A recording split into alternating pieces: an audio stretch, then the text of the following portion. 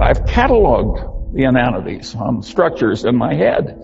And it's been a wonderful thing to do. If you stop to think about it, how many unhappy collectors do you know? Whether they collect silver or mistresses or,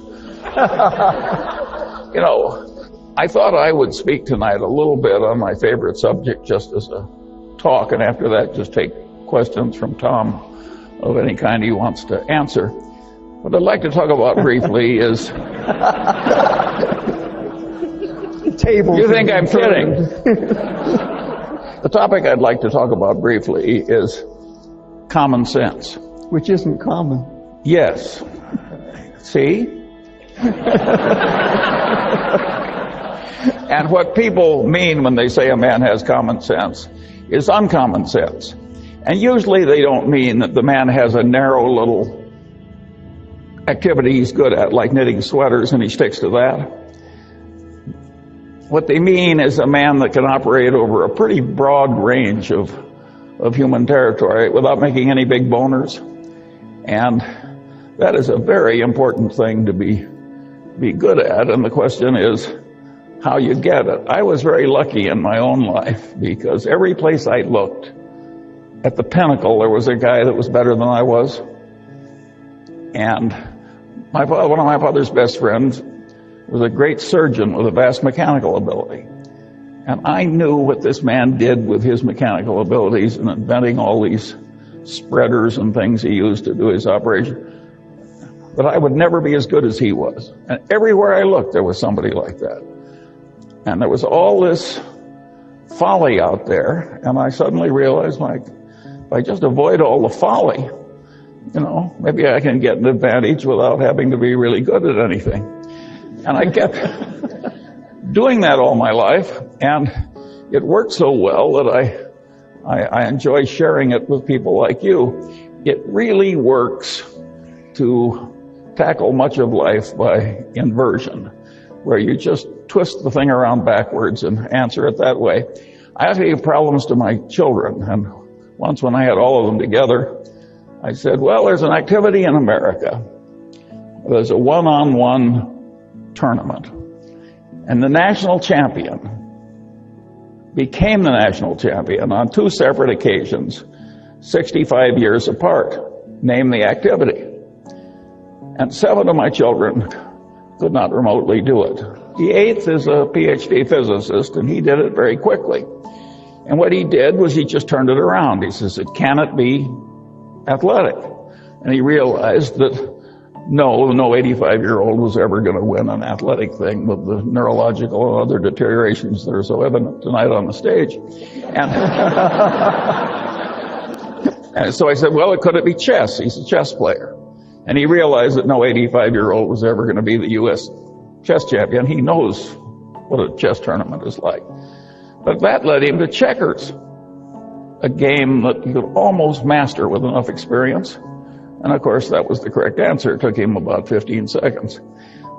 All kinds of problems like that look so difficult. When you turn them around, they are quickly solved. And so this process that I've gone through life doing of identifying folly and trying to avoid it has worked wonderfully for me. Another trick that I got very early was that I loved big ideas that had a lot of instructive power. And I liked them so well that I didn't mind when they were in somebody else's territory. I just went in and took the ideas. So I paid no attention to the territorial boundaries of academic disciplines. And I just grabbed all the big ideas that I could. And then I used them in daily activity to solve problems and amuse myself and do self-education and so forth. Well, that makes me a collector. I'm a collector of inanity. And I've cataloged the inanities on structures in my head. And it's been a wonderful thing to do. If you stop to think about it, how many unhappy collectors do you know? Whether they collect silver or mistresses or, by and large, collectors are happy. And collecting inanities is just wonderful. if you collect stamps the way I once did, I soon had a U.S. stamp collection I couldn't afford to add a stamp to. Well, what fun is collecting when you can't afford the next stamp? When you're collecting inanities, there's never a shortage. And there's all this low-hanging fruit. We had one this morning from the governor of New York. That was pretty expensive fruit. Well, but this is just a wonderful activity, and it's amused me and instructed me all my life. And another thing that I got into when I did that was to be very interested in seeing how these ideas interplayed together. There's not big academic reward or worldly reward for integrating one discipline for a strange discipline with a strange discipline that's not your own. So if you do it in your head, you're in a territory without much competition. Warren always says you should take the high road in life because it's less crowded. And this is a less crowded mental road in life, and it really works. And of course, when you do that, you get into issues where ideas are in conflict. And of course, it demands synthesis. Well, a lot of people, when they see a demand for synthesis, immediately retreat into whatever orthodoxy they came from. That's not the Munger. If there's two big, powerful ideas and there's a terrible tension between them and synthesis is demanded, I look it up if I can, and if I can't look it up, I try and figure it out. And if I have a poor approximation, I use that for a few years until it gets better.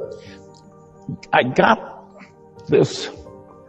another idea that was very useful. I always liked Occam's razor. Now, that is a wonderful way to think. You can argue that Einstein's whole career was just a marvelous demonstration of Occam's razor. E equals mc squared is a pretty damn simple idea, but think of the power of it. And then Einstein developed, some people say, a counter-corollary to Occam's razor.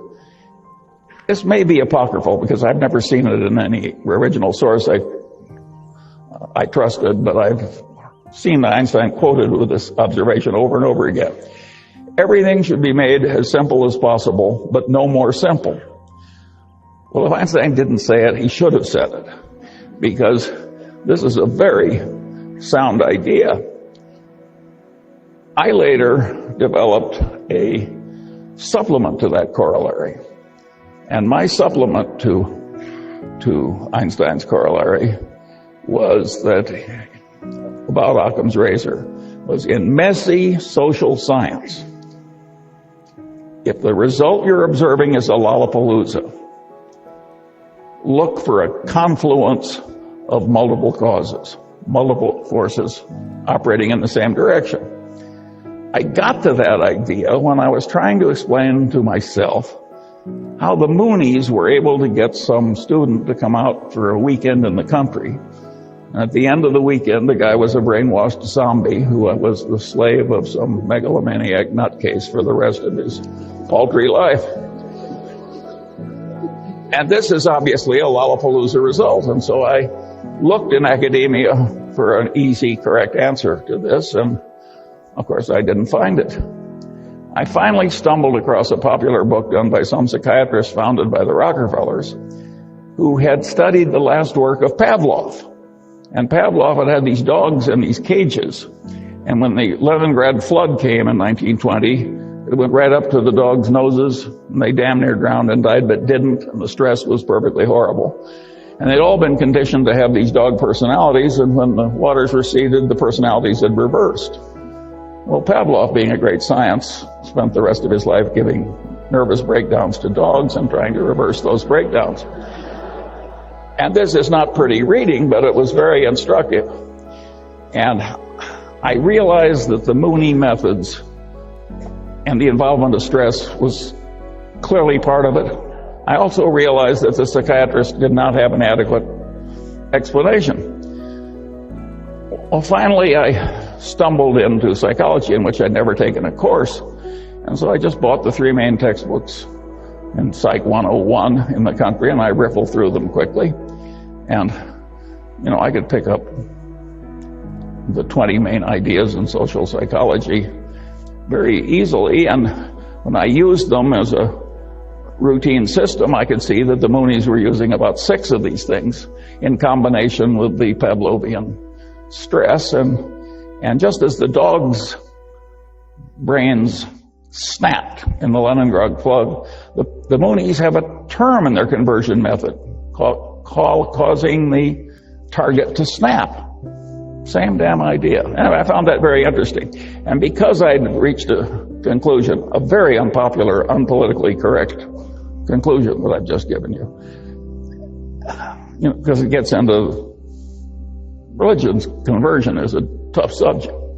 But at any rate, it satisfied me, and so I expanded it into this corollary of looking for a confluence of causes when you see a Lollapalooza result in social science. And that has been enormously helpful to me, because I find that a lot of social scientists have a weird mania where they twist everything into whatever little concept they started with. Again, it's that old saying, to a man with a hammer, every problem looks pretty much like a nail. And I have worked hard to avoid that problem. And of course, if you grab the big ideas in all the disciplines, by definition, you're a man with multiple tools. So you're less likely to commit the inanities of the people who twist every problem into being a nail. Well, at any rate, there were a series of tricks like that I used as I went through life, and it was amazing how many times I'd find something that I could easily solve with my little bag of mental tricks that had missed other people who were eminent in their field. I could go right into their territory sometimes and see more clearly than the professional denizen how his conclusions fit into the bigger picture. Again, this is a very dangerous attitude to have in ordinary social discourse. But it's a very good way to invest money. At any rate, that's the kind of a peculiar man you have here tonight. And of course, I idolized Ben Franklin because I identify with him. Of course, he was so much more talented than I am. It's just a joke to make the comparison. But at least he was a totally self-educated man that wandered over a vast amount of territory and was pretty competent over the full range. And a lot of Franklin's knowledge was psychological too. He was a great observer of human nature. And so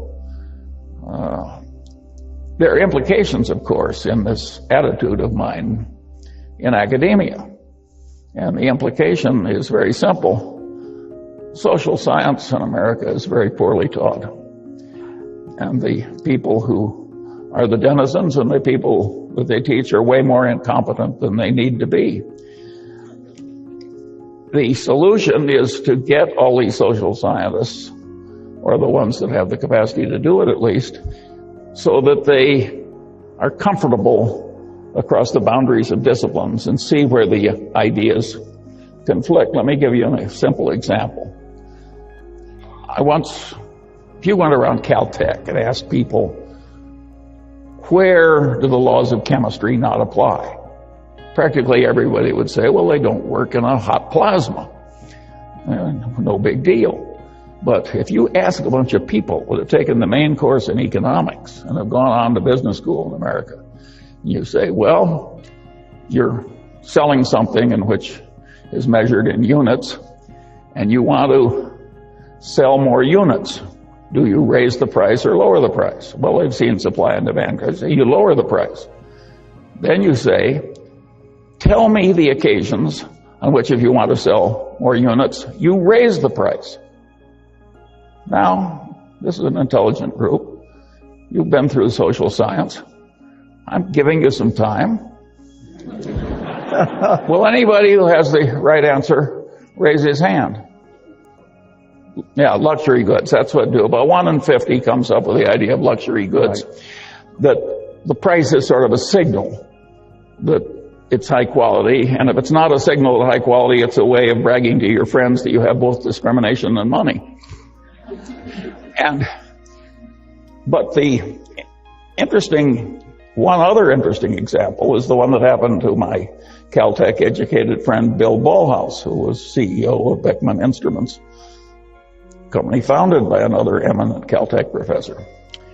And Ballhaus had in his business collection a company that made some complex gizmo that they sold for a lower price than the other two gizmos in the market. And yet it was much better, and it had lousy figures. And Ballhaus took one look at it, and he realized that it was a gizmo where if it failed, it imposed enormous costs on the owner of the gizmo. And he recognized that the price being low was sending the signal wrong in reverse. This can't be very good, or it would. So he raised the price enormously and sold way more units. And of course the profits went up at a truly dramatic way. So these idiots that can't answer the question are leaving a lot of money on the table that a man like Ballhaus knows how to get. And the world is just full of opportunities like that for people who get the main points and go across it. But of course, that's not the main answer to the question. That's just the Ballhaus byway. The main answer to the question is very simple. Suppose you raise the price and use the money to bribe the other guy's purchasing agent. Well, you can laugh because it's so obvious once somebody points it out. But who was raising his hand over that one after all the fancy education you've had? And the kissing cousin of that direct bribery of the other guy's purchasing agent, that's the way title insurance is sold in America. That's the way load mutual funds are sold in America. That's the way a certain amount of defense contracting has been done or attempted to be done. It's a huge, important part of capitalistic life, that business of raising the price and using the money to enhance sales. And of course, there are legitimate ways to do it too, like legitimate information through advertising or otherwise. But there's a lot of illegitimate use of increased price to increase sales. And that's a big part of the capitalist condition. And if you don't have a brain that automatically has these things pop into it, you haven't really assimilated social science correctly. What good does it do to be able to pass a test parroting back to the professor what he told you? Well, that'll get you an academic label. But it won't get you the many millions of dollars Ballhaus made by raising the price. And it won't get you really fabulous investment results in life if it takes some imagination. If you don't see how all these things work and how they interplay. And of course, the way to get that competency, like any other competency, is to adopt the necessary elements and practice using it over a considerable period of time and a considerable area of complexity.